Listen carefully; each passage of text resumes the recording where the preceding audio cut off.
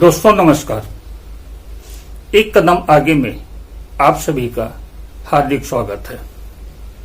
आज बात करेंगे हम कंगना रनौत के रिसर्च वर्क की, साथ ही साथ कांग्रेस कितना देशद्रोही है, कंगना की विचारधारा को आधार बनाकर इसकी भी चर्चा करेंगे।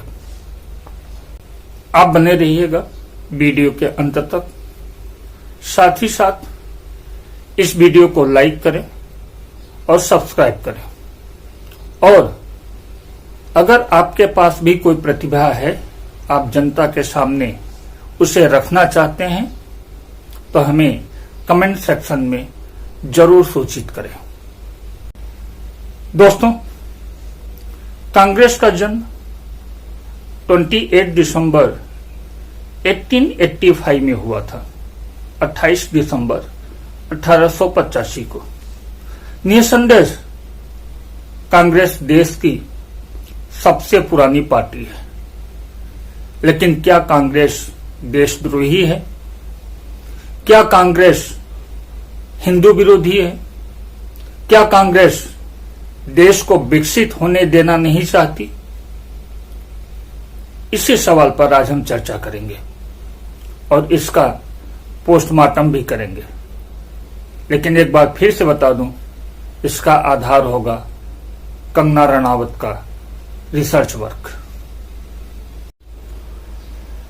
दोस्तों, हाल ही में जब कंगना ने नेताजी सुभाष चंद्र बोस को देश का पहला प्रधानमंत्री बताया और कांग्रेस से सवाल किया कि जब देश आजाद हुआ उस समय देश के प्रथम प्रधानमंत्री नेताजी सुभाष चंद्र बोस कहां थे, सुनकर थोड़ा आश्चर्य हुआ। रातों की नींद हराम हो गई। व्हाट्सएप यूनिवर्सिटी की एक छात्रा ने इतनी बड़ी शोध की कैसे? मैंने कंगना के विचारों को समझने की कोशिश की। फिर पता चला कि कंगना को इतना सारा ज्ञान मिला कहां से। कंगना तो भगवान के सानिध्य में रहती हैं, फिर उन्हें ज्ञान के खजाने से कोई दूर कैसे रह सकता है? इन्होंने मोदी जी को पहले अवतार बताया था। आप भी सुन लीजिए। मेरे पसंदीदा person is prime minister Modi. और उसकी वजह? उसकी वजह यही है कि वो इस देश के लिए जैसे एक अवतार होते हैं, वो हमारे लिए एक अवतार है। वो एक साधारण मनुष्य नहीं है। उनका जन्म जो है इस देश के उद्धार के लिए हुआ है। और अब इन्हें पता चला है कि मोदी जी में भगवान श्री राम का अंश है। शायद मोदी जी के सानिध्य में रह करके कंगना जी ने इतनी बड़ी सिद्धि अर्जित की। कर सकते हम यही कहेंगे कि हमारे जो प्रधानमंत्री हैं वो साक्षात राम का चरित्र है, राम का त्याग है, निष्ठा है, उसका जो है नारी के प्रति समर्पण है, सम्मान है। हमारे प्रधानमंत्री जो है वो राम का अंश है। और मैं खुद को समझती हूँ। आपने कंगना जी को सुना। अब मैं बताता हूं कि इस सिद्धि के लिए कंगना ने कितनी तपस्या की है। बचपन में जब इनके पिता ने इन्हें डॉक्टर बनाने की कोशिश की, उन्होंने इनको धमकाया, शायद हाथ छोड़ने की भी बात कही। पलटवार में इन्होंने अपने पिताजी को ही धमकी दे दी, थप्पड़ मारने की बात कही कि अगर आप मुझे एक थप्पड़ मारोगे तो मैं आपको 2 थप्पड़ मारूंगी। इन्होंने अपनों से बगावत की। 15 साल की उम्र में घर छोड़ दिया। और जब ये स्ट्रगल कर रही थी, ड्रगिस्ट बन गई। ड्रग माफियाओं के चंगुल में फंस गई। एक ऐसे चंगुल में फंस गई जहां से इनका बाहर निकलना बहुत मुश्किल था। ये मैं नहीं कह रहा हूं, खुद कंगना जी को सुन लीजिए। मैं ऐसे कैसे बनी? दोस्तों, मैं 15-16 साल की थी जब मैं घर से भाग गई थी। मुझे ऐसा लगता था कि जैसे मैं हाथ उठाऊंगी और तारे तोड़ ले आऊंगी। मेरी माँ कहती है कि एक बार मैंने बारिश में नाचते हुए तुम्हें देखा, आधा घंटा तुम ऐसा लगा था जैसे आसमान को से कुछ खींचने की कोशिश कर रही हो। ये सच है, मुझे ऐसा लगता था और ऐसा ही हुआ। जैसे ही मैं घर से भागी, 1.5-2 साल में मैं एक फिल्म स्टार थी, एक ड्रग एडिक्ट थी। मेरी जिंदगी में इतने सारे कांड चल रहे थे कि मैं ऐसे लोगों के हाथों में लग चुकी थी कि जहां से मुझे शायद मौत ही निकाल सकती थी। ये सब इतना सब डेंजर हो चुका था मेरी लाइफ में जब मैं टीनेजर ही थी अभी। तो सोच लो मैं कितनी खतरनाक हूं। एनीवे, इन्होंने लंबे संघर्ष के बाद राजनीति की तरफ रुख किया और राजनीति में आने के बाद लोगों को चौंका दिया अपने रिसर्च वर्क से। इन्होंने बताया कि देश को आजादी 2014 में मिली थी। इन्होंने बताया कि 2014 के पहले लोगों के अंदर इतनी जागरूकता नहीं थी कि उन्हें अपने देश का प्रधानमंत्री या फिर राष्ट्रपति का नाम तक पता हो। आज कंगना के पास जो कुछ भी ज्ञान है, वो जिस मुकाम पर है, उसके लिए उन्होंने लंबा संघर्ष किया है, बहुत सारी कुर्बानी भी दी है। इन्होंने कई खुलासे भी किए, जैसे कि कांग्रेस देशद्रोही है, कांग्रेस हिंदू विरोधी है, कांग्रेस देश को विकसित नहीं होने देना चाहती है, वगैरह वगैरह। अगर कंगना जी की बात माने तो कांग्रेस देश विरोधी है। कांग्रेस देश को विकसित नहीं होने देना चाहती। जरा समझिए कि अगर आज अंग्रेज यहां पर होते, देश कितना विकसित होता।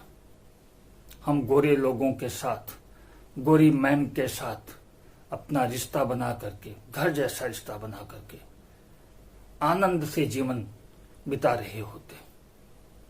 अंग्रेजों ने जो बिल्डिंग बनाई, अंग्रेजों ने जो पुल बनाए, अंग्रेजों ने जो काम किया, वो आज भी अस्थायी है। कांग्रेस को देश का ये विकास हजम नहीं हो रहा था, इसलिए कांग्रेसियों ने अंग्रेजों का विरोध करना शुरू कर दिया।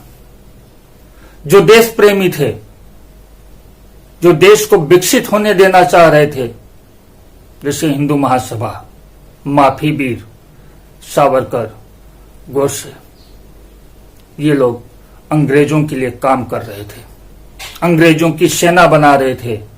वो चाहते थे कि अंग्रेज यहां पर रहें और देश का विकास करें। कांग्रेस की तरफ से 7.5 लाख से ज्यादा लोगों ने शहादत दे दी। न मालूम कितने लोग जेल में रहे। दूसरी तरफ देशभक्तों ने कोई ऐसा काम नहीं किया, अंग्रेजों का विरोध नहीं किया कि उन्हें जेल जाने की नौबत आए। जवानी के जोश में एक भूल माफी वीर सावरकर भी कर बैठे थे, जिसके लिए उन्हें काले पानी का सजा हुआ और फिर उन्हें आभास हुआ कि उन्होंने छोटी सी नहीं, बहुत बड़ी भूल कर दी है। उन्होंने देशद्रोह किया है, इसलिए उन्होंने अंग्रेजों को माफी पत्र लिखा और कहा कि हमें आपकी गुलामी पसंद है। ये थी उनकी देशभक्ति, क्योंकि वो देश को सुरक्षित हाथों में रखना चाहते थे। कांग्रेस देश विरोधी है, कांग्रेस हिंदू विरोधी है, कांग्रेस सनातन विरोधी है, क्योंकि कांग्रेस ने अपने घोषणा पत्र में शुद्ध गोमांस, बीफ की सप्लाई करने की बात नहीं कही। और जो लोग देश प्रेमी हैं, उन्होंने गोवा के चुनाव में अपने चुनाव पत्र में लिखित रूप से दिया कि शुद्ध बीफ उनको सप्लाई किया जाएगा। यह है सनातन प्रेम, यह है हिंदू प्रेम।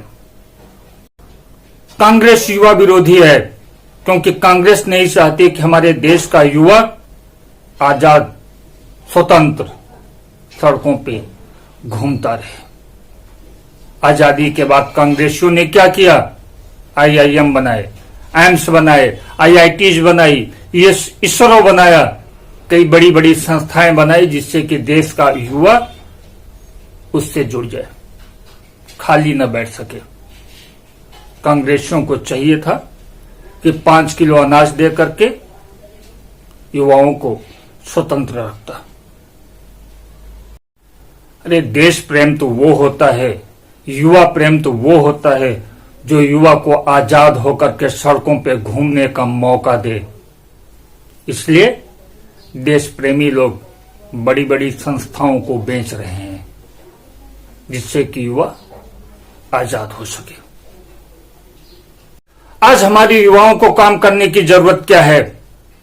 अनाज फ्री में है, दवा फ्री में है, शिक्षा व्हाट्सएप यूनिवर्सिटी से फ्री में है।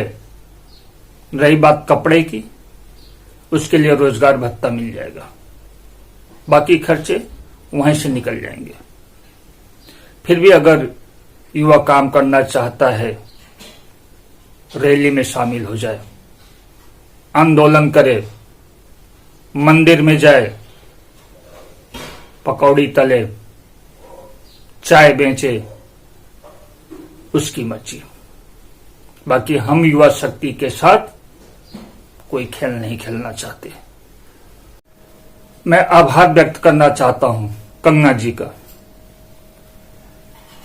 जिनके जीवन की समीक्षा करने के बाद आज मुझे पता चला कि देश की सामाजिक आर्थिक स्थिति कैसी होनी चाहिए। इस पर आपकी क्या राय है, जरूर दीजिएगा। जय हिंद, जय भारत।